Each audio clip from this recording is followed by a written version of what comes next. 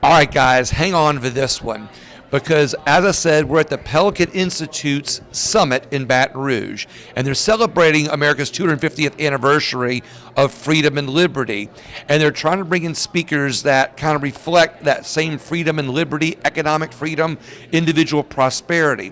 And you all know, because you followed me on my interviews with the Pelican Institute and the people that work for the Pelican Institute. Well, with me in this next interview is Kyle Wingfield, and he runs like the sister organization to the Pelican Institute in Georgia, and that would be the Georgia Public Policy Foundation. Yes, sir. Yeah. Kyle, thank you so much for being on the show today. I really appreciate you being here. My pleasure. Yeah. Well, this is going to be really interesting because I regularly say on my show when I do Louisiana interviews, and I've got a national audience, I say, guys, wait, I know it seems like we're talking about Louisiana, but I'm a firm believer that we're losing our 10th Amendment rights in our country because government has pierced that 10th Amendment veil through bureaucracy, federal spending.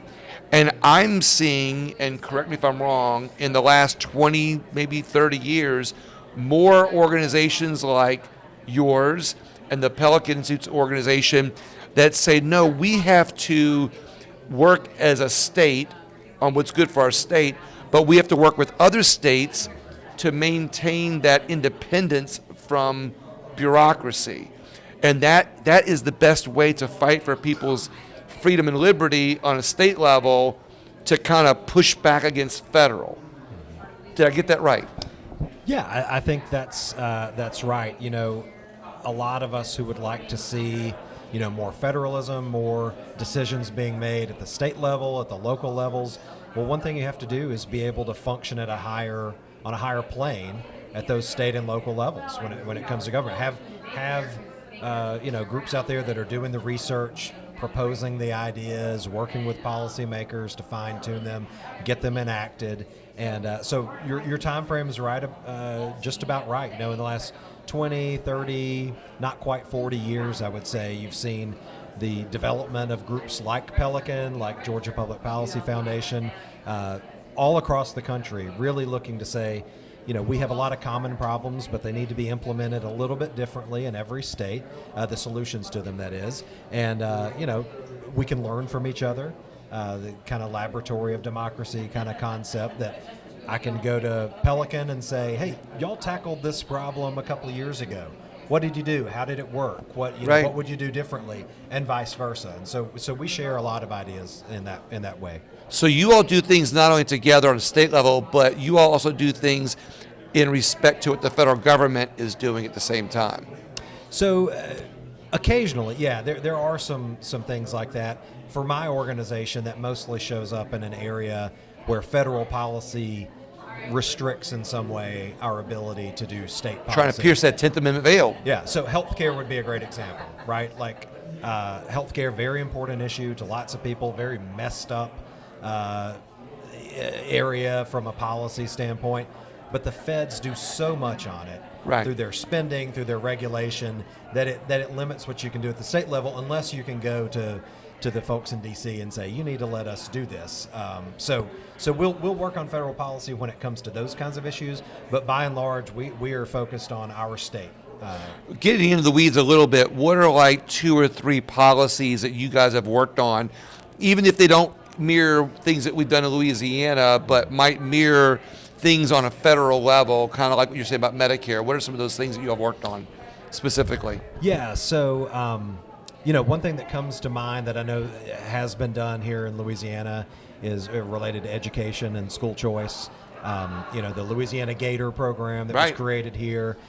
We created the Georgia Promise Scholarship a couple of years ago. It's now entering its 2nd year of operation to just open up the opportunity for kids that don't have an opportunity to get into a better educational setting, to make sure that they can do that, because we need every kid in Georgia, just as you do here in Louisiana, maximizing their God-given potential and being able to fulfill their you know, their dreams and everything, and make their state a better place. And if they don't have an opportunity to get that in the school they're assigned to, they need the opportunity to go somewhere else. So that's Yeah. an example of something that both of our states have worked on, both of our groups have worked on, and you are seeing at the federal level, with the federal tax credit that was part of the One Big Beautiful Bill. It's interesting. I saw on social media the other day there was somebody that was talking about school choice, and then somebody came out and criticized it and said, we don't like school choice, the gist of it, because private schools should remain private, and if the dollar follows the child, public schools and poor children and children without opportunities will get hurt, by dollars leaving the public school system. And I made this comment, and I'm not trying to validate that I felt my comment was right. I want your opinion from that. Is I said, well, when you let the dollar follow the child, private schools stay private, but your tax dollars you paid into it, if you paid those tax dollars, they're your dollars. Right. You should have a choice where you spend your money, just like you choose if you're out grocery shopping, you want to go a specific grocery store or not. But And in the process of the dollar following the child, what also happens is people wake up to competition. Yes. Public schools have to start competing uniquely to keep those children and their tax dollars, just as much as private schools try to compete. And when you got competition, all boats rise. That's right. And teachers on both public and private schools have a chance to make more money. And then somebody brought unions into it. I said, hey, competition helps unions too, because if teachers are making more money, they're getting more union dues. That's right. Am I on the right track with that? I want you to comment on that. Yeah, I think that's very broadly correct. So I hear a lot of the same criticisms. Oh, this is going to hurt the public schools. This is going to, defund them. That kind of thing. My first response is, well, what are we funding with our tax dollars? Right. Are we funding institutions, or are we funding the education of our citizens? And I think it's the latter. Right. Right. And so if I'm worried about the education of our citizens, the next generation of Georgians who are going to start businesses, work for businesses, hopefully become productive citizens, well, my concern as a taxpayer is that they get the best education possible for them, not that they go to a building that previous tax dollars paid for. Right. But the next order thinking, which you got to, is it's not an anti-public school thing even, because what we see is just classic monopoly behavior. They're not subject to competition, not a meaningful amount. Right, exactly. And so they don't have to respond to the customer, which is the student, the students' Right. families. And so they're not maximizing their potential either as institutions. Right. And so what we've seen in places that have lots of school choice and have had it for a while, you take a state like Florida, about 25 years ago, Florida and Georgia were both in the 40s in national rankings for education. Georgia, with limited school choice and some other reforms, has moved up into kind of the high 30s. Or, Right. 30, 31, somewhere in there. Florida's in the top 10 routinely. The main difference between the two, we actually spend more per student in Georgia than they do in Florida, for all the public school advocates who think that spending is Right. the key. They have competition that's been fostered by a greater provision of school choice. And so you are seeing that rising tide lifting all boats. You're seeing kids in the public schools doing better than they were doing before, and kids that needed to go somewhere else are going somewhere else. And you now have a majority of students in Florida who are not attending their zoned public school and just doing the normal program. They are exercising some form of choice. But here's the kicker. The majority of students exercising choice are still in a public school. So competition is working exactly as you said. It is, kids aren't just fleeing the public schools. Right. Many have gone elsewhere, sure. But that's forced public schools to respond, to offer more choices themselves, and they've retained the majority of students, even who are exercising choice. And so it's exactly as you said. I love that, and it's also government has chosen their school systems, where there's some governments that have not only a public school system but also a charter school system. Right. and they have a private school system, but some of those governments have also decided to kind of break up their school systems. I mean, I'm probably saying that a little bit too simply, but also something you brought up, we talk about the bureaucratic state in D.C. is what's destroying government. I think the bureaucratic state is not only circumventing our Constitution, it's not only not doing an efficient job for the American people, not only fiscally, but also when it comes to freedoms and liberties, but that bureaucratic state creates an inefficiency.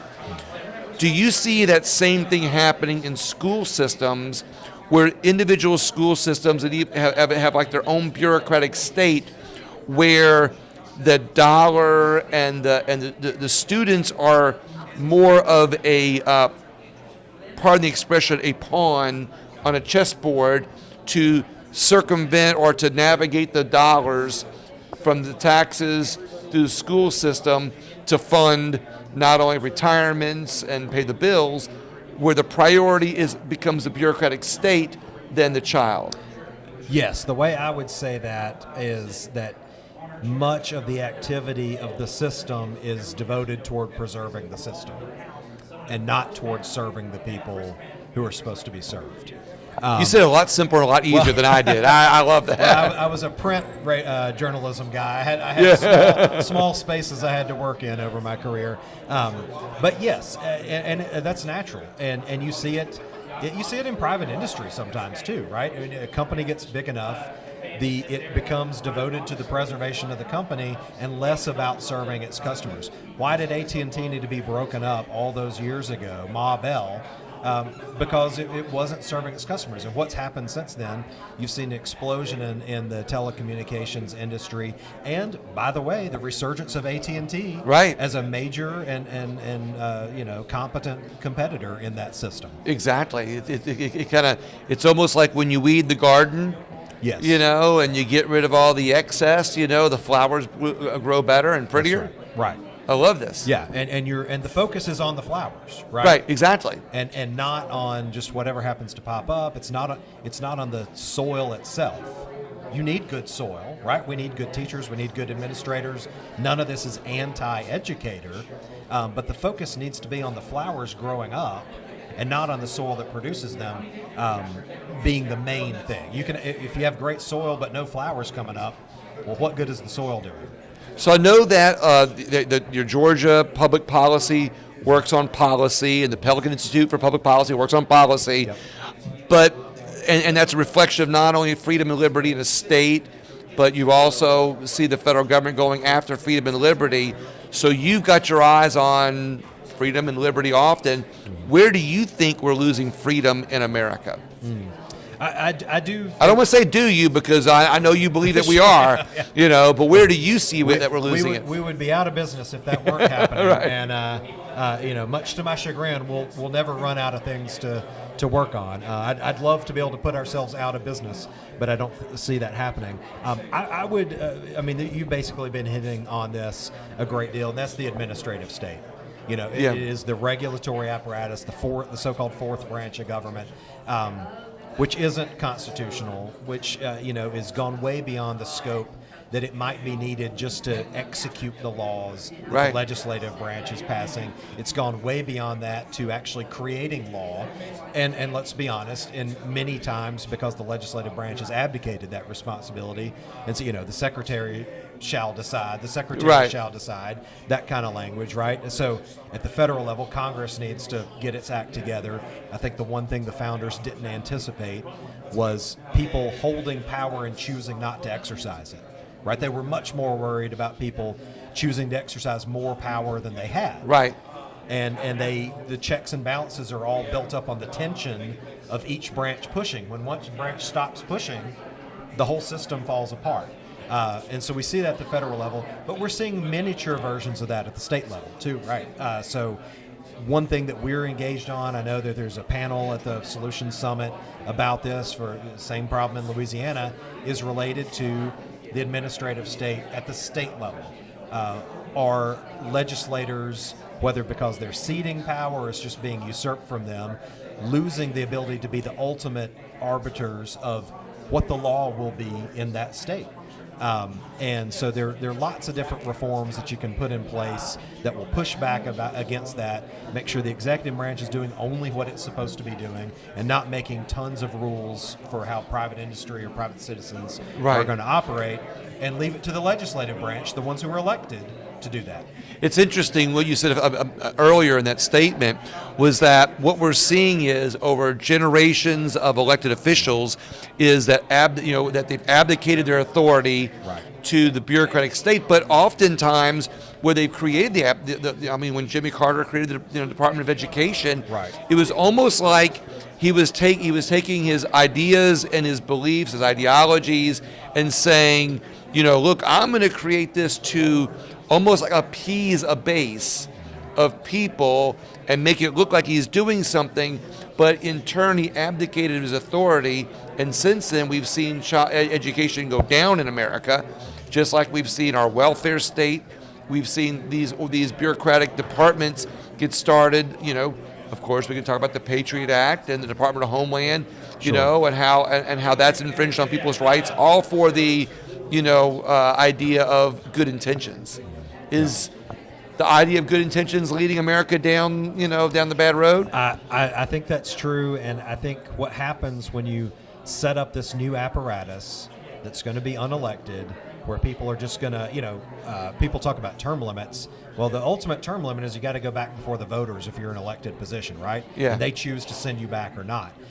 When you're unelected, when you're not having to go before the voters, you can have a lifetime in that job, and we've seen many times where you have people in these administrative executive branch agencies. They know the elected officials are going to come and go. Many of them they're pursuing their agenda over the course of time, and that erodes our constitutional arrangements as well. Many of them are there because they share the ideologies of the person that was in office at the time. So we have a bureaucratic system that's not only circumventing our Constitution, but one that's filled with ideologies and beliefs of elected officials. So I never thought about this question before. You'll be the first one to ever ask it on my show. So pardon me for surprising you with this, but it's not a bad surprise. Should there be term limits on bureaucratic jobs? That's actually something I've thought about before. I have no idea how you legally, constitutionally enforce it. But yeah, I think the right way to approach it, I think, is to take power back from where it's not supposed to have collected. And then it matters less whether someone's in that job over the course of a career, because they're operating in their right function, and they're not operating in someone else's right function, namely the legislature. But yeah, that would be another way to do it, would be to say, we don't want anybody working in this agency more than X number of years, and you're here to serve every bit as much as the elected official is to serve, and not to make a career out of it. I think it would be a lot harder to go about and because it becomes taking somebody out of their job that they're using to support their family, and their vacation to Disney World depends on it, as does their health care and all that other stuff. Well, and like we were saying before, the problem with pooling that power where it's not supposed to be in an institution is that the preservation of the institution and its ideology, its general outlook on things, becomes as much of the focus as doing the job that it was actually entrusted to do. So even having said all that, the right thing to do is to take power out from where it's not supposed to be and put it where it is supposed to be. As a result, we're becoming more of a nation of ideologies and narratives than one of laws and freedoms. Right. All right, Kyle, I thank you very much for your time on the show. One more time, what's your website where people can find out more about your... Yeah, so you can find us at georgiapolicy.org. And we work on a range of issues, education, healthcare, housing affordability, taxes, regulation, kind of run the gamut, similar to Pelican, and just really pleased to be here at this great event and getting to speak with you. Thank you so much, Kyle. I appreciate you. And everybody else, please not only share the interview with somebody else and share the organization, Georgia Public Policy, but Also, look more what the Pelican Institute's doing here at the Pelican Summit, Solution Summit. There's a lot of great ideas going on. Look into some of those ideas, not from an ideological perspective as much as a policy perspective and a freedom perspective. Thank you so much for sharing the interview. I appreciate you, and we got the next one coming up soon.